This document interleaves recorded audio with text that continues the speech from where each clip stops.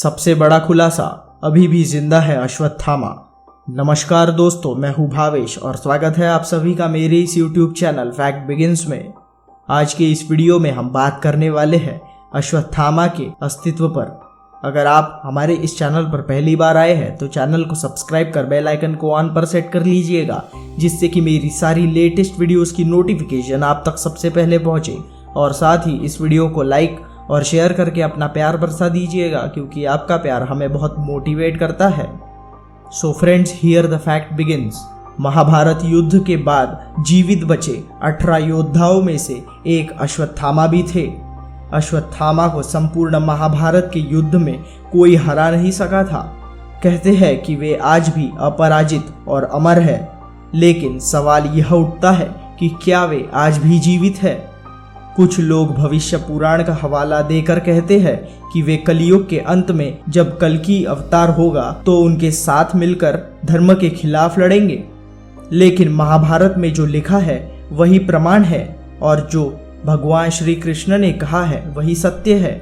महाभारत के युद्ध में भीष्म के शरशैया पर लेटने के बाद युद्ध में कर्ण के कहने पर द्रोण सेनापति बनाए जाते हैं। अश्वत्थामा और द्रोण मिलकर युद्ध में कोहराम मचा देते हैं, जिसके चलते श्री कृष्ण और पांडवों की सेना में चिंता की लहर दौड़ जाती है। पांडवों की हार को देखकर श्री कृष्ण ने युधिष्ठिर से छल का सहारा लेने का कहा। इस योजना के तहत युद्ध में यह बात फैला दी गई थी कि अश्वत्थामा मारा गया है, लेकिन युधिष्ठिर झूठ बोलने को तैयार ही नहीं थे। तब अवंती राज के अश्वत्थामा नामक हाथी का भीम द्वारा वध कर दिया गया था। इसके बाद युद्ध में यह बात फैला दी गई थी कि अश्वत्थामा मारा गया है। जब गुरु द्रोणाचार्य ने धर्मराज युधिष्ठिर से अश्वत्थामा के मारे जाने की सत्यता जाननी चाहिए तो उन्होंने कहा कि अश्वत्थामा मारा गया, परंतु हाथी। श्री कृष्ण ने उसी समय शंखनाद किया, जिसके शोर से चलते गुरु द्रोणाचार्य आखिरी शब्द परंतु हाथी नहीं सुन पाए, और उन्होंने समझा कि मेरा पुत्र मारा गया है। यह सुनकर उन्होंने शस्त्र त्याग दिए और युद्ध भूमि में आंखें बंद कर दी और शोक में डूब गए। वही मौका था जबकि द्रोणाचार्य को निहत्था जानकर द्रौपदी के भाई धृष्टद्युम्न ने तलवार से उनका सिर काट डाला। यह समाचार अश्वत्थामा के लिए भयंकर रूप से दुखद था। पिता की छल पूर्वक हत्या के बाद अश्वत्थामा युद्ध के सभी नियमों को तोड़कर ताक में रख देता है। इसके बाद वह घोर अपराध भी करता है। पहला यह कि वह रात्रि में सोते हुए द्रौपदी के सभी पुत्रों की हत्या कर देता है। दूसरा यह कि वह ब्रह्मास्त्र चला देता है और फिर उस ब्रह्मास्त्र को रोक पाने में असमर्थ होने के कारण वह उसे अर्जुन की पत्नी उत्तरा के गर्भ में उतार देता है, जिसके चलते उसके गर्भ में पल रहा पुत्र मारा जाता है, जिसका नाम परीक्षित था। हालांकि जब श्री कृष्ण अश्वत्थामा को श्राप देते हैं तब वे उसे जिंदा करने और उसके वंश की वृद्धि करने की बात भी कहते हैं। अंत में श्री कृष्ण बोलते हैं कि हे अर्जुन, धर्मात्मा, सोए हुए, असावधान, मतवाले, पागल, अज्ञानी, स्थहीन, स्त्री तथा बालक को मारना धर्म के अनुसार वर्जित है। अश्वत्थामा ने धर्म के विरुद्ध आचरण किया है, सोए हुए निरपराध बालकों की हत्या की है। जीवित रहेगा तो पुनः पाप करेगा, अतः तत्काल इसका वध करके और इसका कटा हुआ सिर द्रौपदी के सामने रखकर अपनी प्रतिज्ञा पूरी करो। श्री कृष्ण के इन वचनों को सुनने के बाद भी अर्जुन को अपने गुरुपुत्र पर दया आ गई और उन्होंने अश्वत्थामा को जीवित ही शिविर में ले लिया जाकर द्रौपदी के समक्ष खड़ा कर दिया था। पशु की तरह बंधे हुए गुरुपुत्र को देखकर द्रौपदी ने कहा, हे आर्यपुत्र, ये गुरुपुत्र तथा ब्राह्मण है। ब्राह्मण सदा पूजनीय होता है और इसकी हत्या करना पाप है। आपने इनके पिता से इन अपूर्व शास्त्रास्त्रों का ज्ञान प्राप्त किया है।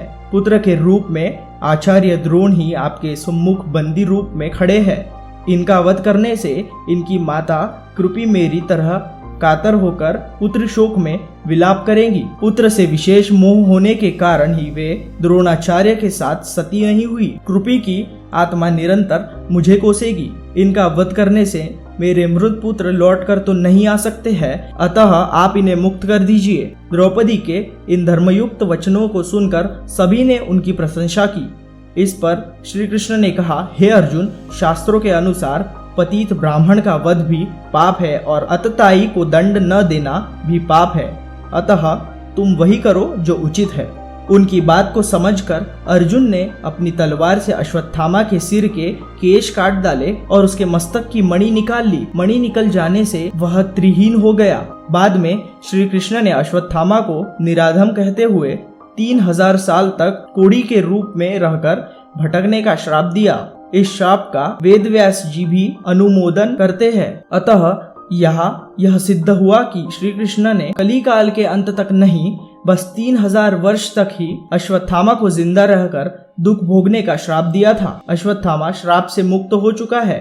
शिव महापुराण के अनुसार अश्वत्थामा आज भी जीवित है और वे गंगा किनारे निवास करते हैं, किंतु उनका निवास कहाँ है यह बात कोई भी नहीं बता सकता। लेकिन हमारी गणना के अनुसार अश्वत्थामा के श्राप का काल पूरा हो चुका है, क्योंकि यदि हम महाभारत का युद्ध कम से कम 3000 ईसा पूर्व होना मानते हैं तो अब तक इस घटना को लगभग 5000 वर्ष पूर्ण हो चुके हैं और अश्वत्थामा को तो 3000 वर्ष तक का ही शरीर में भटकने का श्राप दिया था। आधुनिक शोध के अनुसार भगवान श्री कृष्ण का जन्म 3112 ईसा पूर्व हुआ था, लेकिन आर्यभट्ट के बताए समय पर भी ध्यान देने की जरूरत है। वे कहते हैं कि 3137 ईसा पूर्व में महाभारत का युद्ध हुआ था। दूसरी ओर ब्रिटेन में कार्यरत न्यूक्लियर मेडिसिन के फिजिशियन डॉक्टर मनीष पंडित ने महाभारत के वर्णित 150 खगोलीय घटनाओं के संदर्भ में कहा कि महाभारत का युद्ध 22 नवंबर 3067 ईसा पूर्व को हुआ था। उस वक्त भगवान श्री कृष्ण 55 से 56 वर्ष के थे। उन्होंने अपनी खोज के लिए टेनेसी के फिजिक्स के प्रोफेसर डॉक्टर नरहरि आचार्य द्वारा 2004 से 2005 के किए गए शोध का हवाला भी दिया था। माथुर चतुर्वेदी ब्राह्मणों का इतिहास के लेखक बाल मुकुंद चतुर्वेदी इस बारे में सभी से भिन्न मत रखते हैं। वे परंपरा से प्राप्त इतिहास एवं पीढ़िया की उम्र की गणना करने के बाद बताते हैं कि श्री कृष्ण का जन्म 3114 विक्रम संवत पूर्व हुआ था। इस मान से अश्वत्थामा 2000 वर्ष पूर्व ही श्राप से मुक्त हो चुके हैं और अब उनके जिंदा होने की संभावना नहीं के बराबर है। ऐसे में उनके जिंदा होने के कयास लगाते रहना उचित नहीं है। यह अलग बात है कि श्राप से मुक्त होने के बावजूद अश्वत्थामा अपनी इच्छा से जिंदा हो, क्योंकि इतने 1000 वर्षों तक जिंदा रहने वाला सामान्य मनुष्य भी खुद की शक्तियों से ही जिंदा रहना सीख जाता होगा, और वे तो अश्वत्थामा ही थे। तो दोस्तों, ये थी हमारी आज की वीडियो अश्वत्थामा के अस्तित्व के बारे में। उम्मीद है आपको वीडियो जरूर पसंद आई होगी और आशा करते हैं आपको नई जानकारी भी जरूर मिली होगी। इस वीडियो को अपने करीबियों तक जरूर पहुंचा दीजिएगा ताकि उन्हें भी इस महत्वपूर्ण और रोचक जानकारी के बारे में पता चल सके। मैं मिलता हूँ आपसे ऐसे ही किसी इंटरेस्टिंग से फैक्ट के साथ, तो तब तक के लिए bye bye and stay safe.